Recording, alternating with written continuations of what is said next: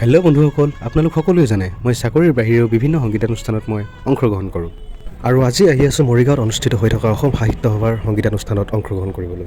আৰু অনুষ্ঠান পোৱাৰ আগমুহূৰ্তত আমি গৈছিলোঁ মৰিগাঁৱৰ উপায়ুক্ত সন্মানীয় শ্ৰীযুত দেৱাশিষ শৰ্মা ছাৰৰ বাসগৃহলৈ। আৰু এয়া দেখিছে নহয় তাত কেনেধৰণৰ পৰিৱেশ। ছাৰৰ ঘৰত থকা বিভিন্ন বাদ্যযন্ত্ৰসমূহ দেখি আমাৰ মিউজিচিয়ানসকলেও ৰখিব নোৱাৰিলে আৰু লগতে তৰালী বা আৰু ছাৰেও গীত পৰিৱেশন কৰিলে। এখন জিলাৰ সম্পূৰ্ণ দায়িত্ব লোৱাৰ উপৰিও ছাৰে যে ইমান ধুনীয়াকৈ সংগীতৰ চৰ্চা কৰে আমি দেখি হতবাক হৈছিলোঁ। আৰু মেহফিলটো বৰ ধুনীয়াকৈ জমি উঠিছিল। আৰু নজমিবনো কিয়, অসমৰ নিপুণ বাদ্যযন্ত্ৰী ৰাজা দাস, সুকুমাৰ দাৰ লগত আৰু বহুকেইজন বাদ্যযন্ত্ৰীয়ে মেহফিলটোত বাদ্য সংগত কৰিছে। আৰু মেহফিলৰ শেষত সকলোৱে একেলগে চাহৰ জুতি ল'লোঁ, ফটো উঠিলোঁ আৰু আমি প্ৰগ্ৰেমলৈ বুলি ৰাওনা হ'লোঁ। আৰু শেষত সকলোকে মোৰ ভিডিঅ'টো চোৱাৰ বাবে অশেষ ধন্যবাদ জনাইছোঁ।